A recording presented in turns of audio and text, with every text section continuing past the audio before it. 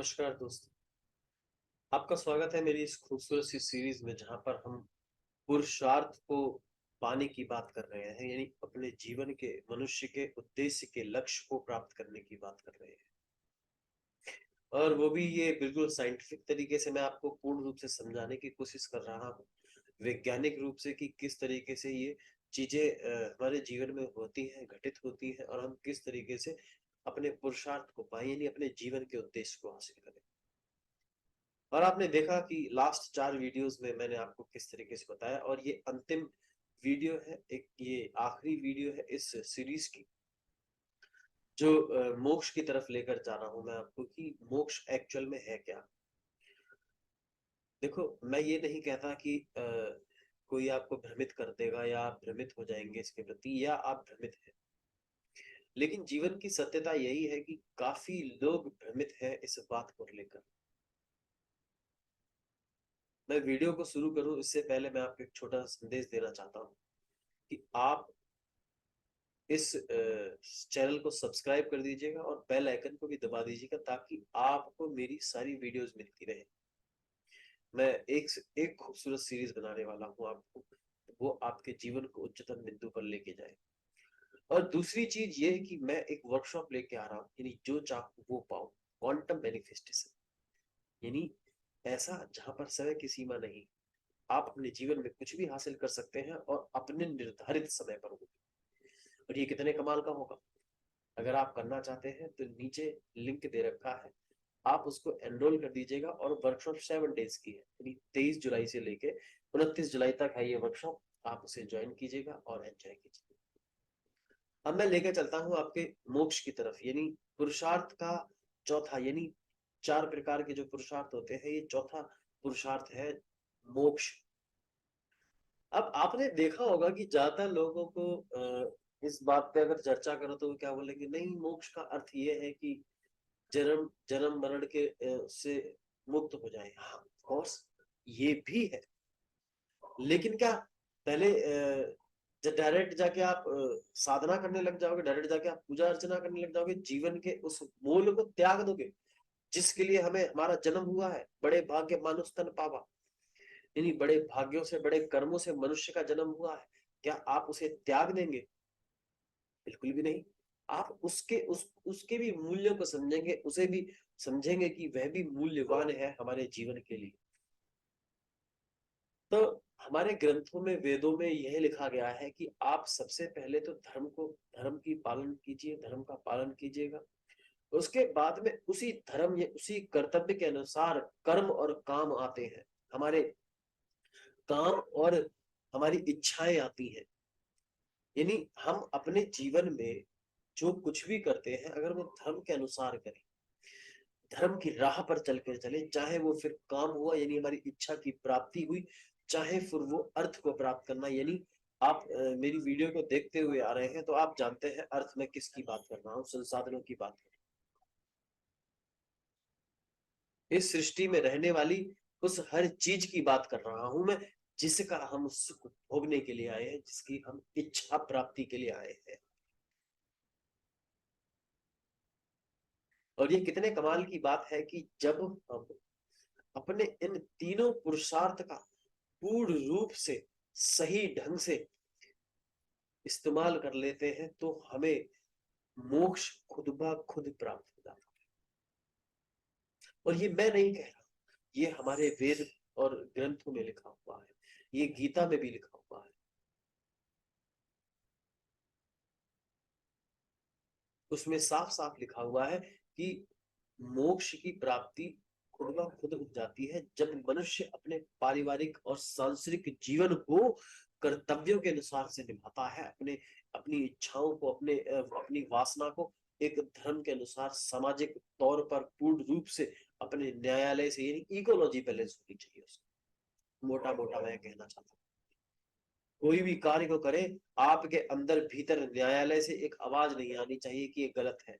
और अगर आपको कोई ये भी सिखा चुका है, बार बार ये बोल रहा है, यानी आपने उस अच्छी चीजों पर, उस इच्छा, आई मीन जो ओरिजिनल इंफॉर्मेशन है उसके ऊपर लेयर चढ़ा रखी है किसी ने, यानी वो गलत पैटर्न डाले हुए हैं कि गलत चीज से भी पैसा आए, और गलत चीज से भी वो करो, तो इसका अर्थ यह है कि आपको उस समाज से या उस संगत से तुरंत अपने आप को हटा लेना चाहिए, क्योंकि वह फिर आपको अधर्म की तरफ लेकर जाता है और फिर इससे मोक्ष की प्राप्ति नहीं है। फिर मनुष्य जन्म मरण के उस बंधन में, उस मोह में फिर दोबारा से फंस कर रह जाता है। आप इस बात को समझने की कोशिश कीजिएगा, मेरी सिंपल सी बात है। और बात वो यह है कि जब कोई बच्चा या कोई व्यक्ति किसी सब्जेक्ट में फेल हो जाता है, तो उसको क्या करना पड़ता है? तो सब्जेक्ट का दोबारा से अनुकरण करना पड़ता है, दोबारा से उसकी पढ़ाई करनी पड़ती है। इसीलिए जब तक हम जीवन के सारे भोगों को प्राप्त नहीं कर लेते, हम जन्म जन्म मरण के चक्र में उलझे रहेंगे। इसीलिए मैं कहता हूं कि दरिद्रता में जीना एक पाप है, साइन है। उसमें उससे अपने आप को हटा लीजिएगा। अगर आप ऐसे समाज में या ऐसी उसमें क्रूरति में जी रहे हैं, ऐसी भावनाओं में जी रहे हैं, ऐसी संगत में जी रहे हैं जिनके पास जीवन का कोई लक्ष्य ये नहीं है, कर्तव्य नहीं है उनका कुछ, और जिनके जो एवरेज भांति जी रहे हैं अपने जीवन को, जो सुबह उठते हैं और वो उस कोल्हू की बैल की तरह रोज अपने आप को मचते रहते हैं, उन लोगों से तुरंत इसी क्षण दूर हो जाइएगा और दूरी बना लीजिएगा। हाँ, सामाजिक रिश्ते बनाए रखिएगा, रिश्ते नहीं तोड़ने हैं। हेलो हाय करते रहिए, लेकिन कभी भी उनको अपने मित्र ना बनाइए, यानी उनके साथ बैठकर जीवन यापन करने की चेष्टा ना कीजिएगा। और यहीं से बस कमाल की बात शुरू होती है कि जब आप अपने धर्म से, अपने कर्तव्यों से उस अर्थ को, यानी उन संसाधनों को जो भी इस चीज में है उसका सच में अपनी इच्छाओं से भोग कर लेते हैं, तो आपको मोक्ष की प्राप्ति हो जाती है। लेकिन यहीं पर संत जो लोग होते हैं वो अपनी अलग धारणा रखते हैं, वो इसे त्याग कर जीते हैं, वो इच्छाओं को, हाँ वो धर्म को तो अपनाते हैं, धर्म पुरुषार्थ को अपनाते हैं, लेकिन कई ऋषि मुनियों का मतभेद इस बात पे रहा था कि वो कर्म को और इच्छाओं को, यानी कर्म उसको, काम को और अर्थ को त्याग कर अपने जीवन को जीते हैं।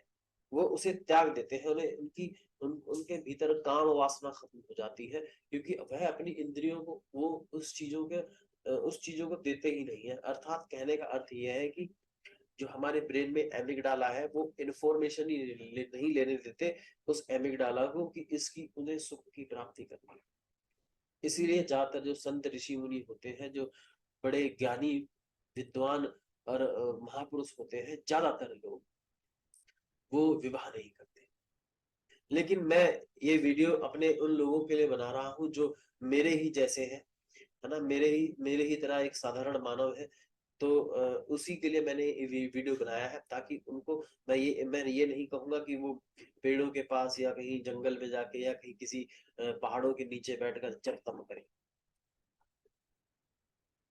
आप अपने इस जीवन में, सांसारिक जीवन में, पारिवारिक जीवन को एंजॉय करते हुए, मस्ती से झूमते हुए, गुनगुनाते हुए जीवन को जिएगा, और वही मोक्ष की प्राप्ति है। ये हमारे वेदों में लिखा हुआ है साफ साफ, और मैंने भी इसी चीज का अनुभव, आई मीन पढ़ के महसूस भी किया हुआ है, यानी पर जो आसपास का जो चीजें हैं उनको मैंने भापा हुआ है। और इसीलिए आप अपने जीवन को मस्ती से, परिपूर्ण तरीके से जिए अपनी इच्छा की पूर्ति के लिए। लेकिन ध्यान रहे कि जब भी आप अर्थ और काम का इस्तेमाल करें, इस पुरुषार्थ का, तब आप अपने आप को कर्तव्य परायण रखें, कर्तव्यों के यानी धर्म के अनुसार अपने जीवन को जिएगा, तभी मोक्ष की प्राप्ति है। वही एक मोक्ष है, प्रभु की साधना करना। मैं ये नहीं कह रहा कि आप प्रभु की साधना मत कीजिए, अपने ईश्वर अल्लाह वाहेगुरु जिसकी भी इबादत पूजा अर्चना आप करते हैं, आप उसकी पूर्ण रूप से कीजिए, उसके लिए कोई उम्र या कोई उसकी जरूरत नहीं होती। आप अपने प्रति काइंड रहेंगे, ईश्वर के प्रति, ईश्वर आपके प्रति दयालु रहेगा, ब्रह्मांड आपके प्रति पूर्ण रूप से आपको कंस्पायर करेगा, और आपको यही मोक्ष की प्राप्ति है। फिर आप जन्म मरण के भोग से अपने आप स्वयं ही उससे हट जाएंगे, और इस सृष्टि के तत्व से, इस सृष्टि का जो सत्य है, जो बिल्कुल जो ट्रुथ है, जो हमेशा मौजूद है, जो हमेशा रहेगा, हमेशा जो ऊर्जा है जो विलीन है इस जगह में, आप उसमें स्वयं विलीन हो जाएंगे। यही मोक्ष है और यही जीवन का उद्देश्य है। तो इस सीरीज को बनाने का भी मेरा अर्थ यही था कि आप उन लोगों की बात को ना सुने जो वेग फॉर्म में आपको बता रहे हैं, कंफ्यूज कर रहे हैं और आपको आपको ऐसे अपने कर्तव्यों से हटा रहे हैं कि आपके घर को त्याग दीजिएगा या ऐसा कुछ भी आपको हल्का सा भी लग रहा है। आप अपनी वहीं पे बुद्धि का इस्तेमाल कीजिएगा और अपने पुरुषार्थ से, यानी कर्तव्य से, यानी धर्म से, यानी अपनी ईमानदारी से, अपने भीतर के न्यायालय से अर्थ को पूर्ण रूप से पाइएगा, यानी संसाधनों को एंजॉय कीजिएगा, अपनी इच्छाओं की। यही मोक्ष है, यही धर्म है, यही सब है।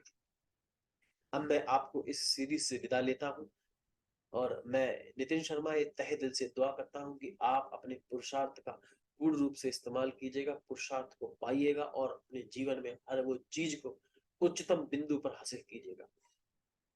और मेरा नितिन शर्मा ये तहे दिल से दुआ करता हूँ कि आप स्वस्थ रहें, धनवान रहें और अपने पुरुषार्थ का पूर्ण रूप से अपने इस्तेमाल करें और उसको प्राप्ति हो, आपके पुरुषार्थ की उद्देश्य मिले आपको जीवन में और सदा आपके संसाधन पूर्ण रहे, आप हमेशा और खुश रहें, मस्त रहें। अब मैं आपसे विदा लेता हूँ। नमस्कार।